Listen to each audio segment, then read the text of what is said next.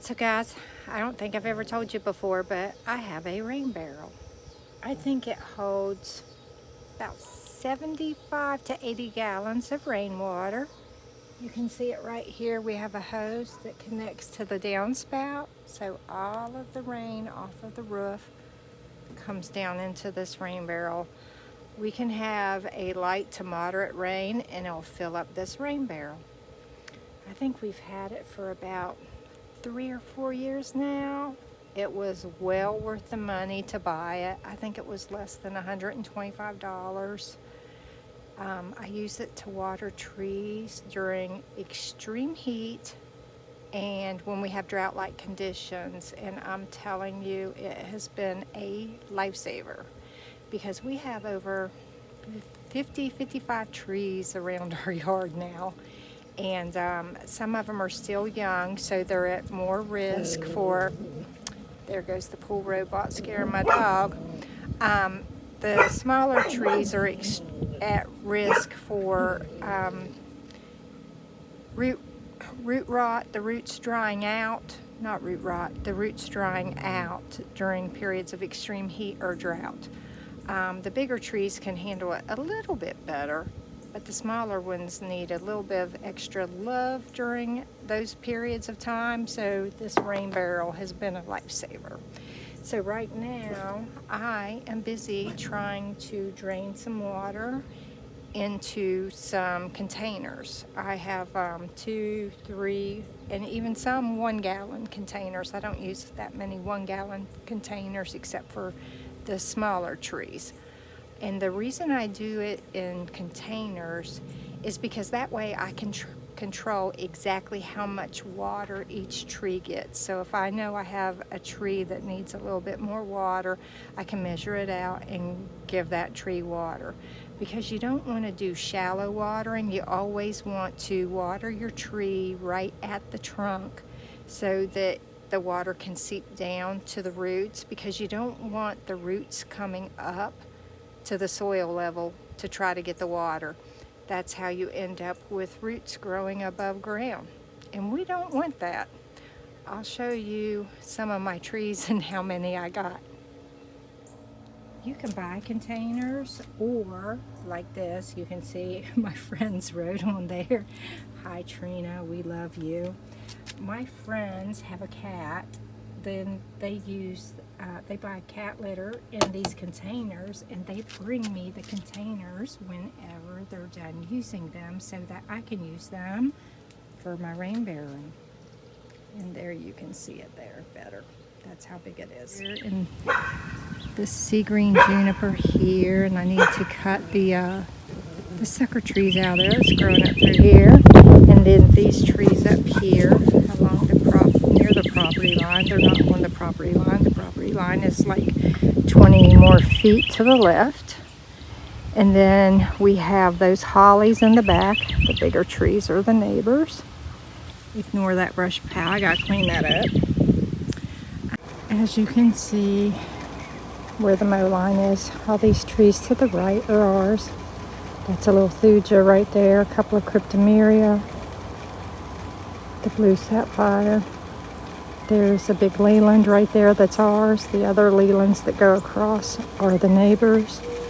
The holly bushes in front of those lelands are ours, and that willow tree, maple tree, this thuja. This is the back side of the sea green junipers. I've got some sucker bushes I need to trim out of here. There's Lily up there playing in front of the hollies. The June bugs are everywhere. Lily's tracking rabbits and squirrels. We have squirrels and rabbits both that live in those holly bushes. And she wants to get them.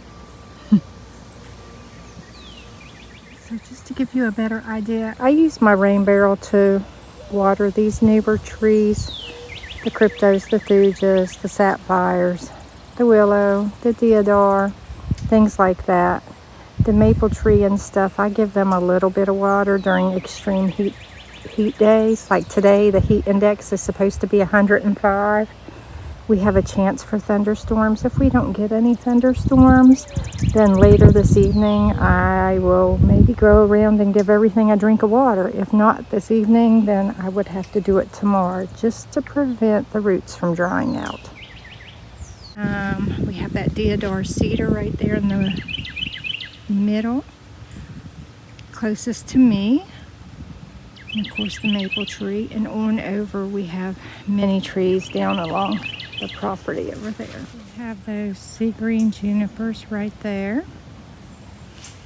And then we have sapphires, and these are, I forget what they're called. We have these cryptomerias right here and these little hollies that really need to find a different place to be. And then up through here we have some sapphires, cryptomerias, thuja green giants, the forsythia where the hornet's nest was, and I got to clean that bush up better. It would appear that the beetles are out today. I haven't seen the beetles yet this year, but they're swarming around here like crazy. If you see anything flying by, that's what they are. If they're Japanese beetles or what they are. I think they're Japanese beetles though. So you can see we have more trees that go on up there. We have some white pines, and we have some Norway spruce trees, which are not great for this area due to climate change right now. We had a couple of trees that we lost and we had to replace them, so we do have some smaller trees right here. The thujas and this little sapphire that we had to replace. You can see the white pines right here. I'm trying to make sure I don't video into the neighbor's property. That's not cool. So we have to spray them and water them and protect them from the heat. We added a couple of little sapphires right there. We had bought extra trees since we had lost a few due to bugs. We lost them due to bugs. Some of the trees are prone to get bugs, like the white pines over there get what's called a white pine weevil, and apparently we didn't spray the trees in time or good enough, and the weevils got a couple of the white pines. We were able to save a couple. They'll look more like bushes than trees eventually. Got attacked by the white pine weevils, and we were able to cut them out. And you can see, let me show you. You can see right here where I had to cut the leader back. We had like 3 foot of leader that had grew up. The tree had had its best growing year, and the weevils got it, so I had to cut it all back. And another branch will always take over and form a leader, so there it is. So you can see right there, it did grow a new leader, but it will most likely look more shrub-like than tree-like in the future, and that'll be okay because look at how wide it is. It's going to be gorgeous. This one was one of the ones I had to cut the leader off of. You can see right here. And once again, a new branch has taken over as the leader, and there it is. It goes all the way up there. It has grown a lot in the past year. I mean, it really sprouted up. It too will be gorgeous. This is one of the Norway spruce trees. It has had a growth spurt in the past couple of months. It was only as tall as me, and now it's about 9 feet tall.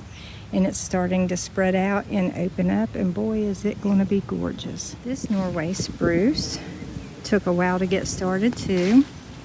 When you replant trees, some take longer than others to transition in their new environment.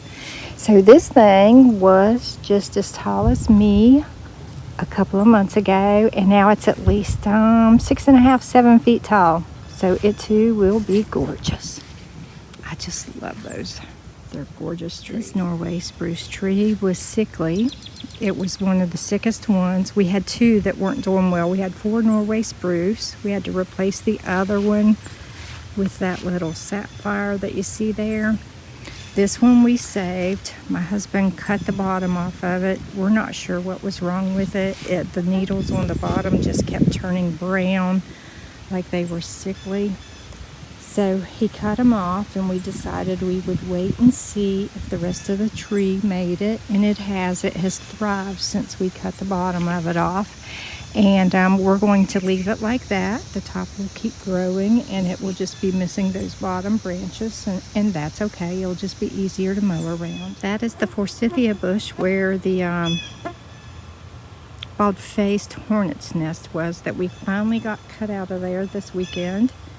And there's the mess where I've been trying to prune it back. I had to prune it so that we could get that nest out of there. And now it needs cleaned up. It's got some sucker trees and weeds and stuff growing up through there, and I need to trim it up real good. And it hangs too far on the ground. I can't see my dogs when they go through there to play under it. And of course then it's harder to mow around, so I gotta clean that up a little bit. Here at the end, I have these Japanese anise trees, and I had forgot to water them the last time I watered all of the trees during the extreme heat and no rain period for like 3 weeks. And these were all wilted and dying looking, and I thought I was going to lose them, but I watered them really good, and they came back. I decided to take a break, go get something to eat. These are my walnut trees, and those bugs flying around, there are Japanese beetles, but there's June bugs. That's what's out here flying around, and they are so bad today. Today is the first day I've seen them, which is really weird. They're kind of late getting here, I think. And you can see my little cedar birdhouse there on the one walnut tree that my husband hung up for me, because we do have blue jays and some doves. Doves won't nest in those, but the blue jays will. The cardinals might. And then we have some little, like, I forget what they're called, like little chickadee type birds. Okay guys, I have got to get over there and try to empty that rain barrel before the next rain comes this afternoon so it can fill back up. Hope to see you again for the next video. Love ya. Bye.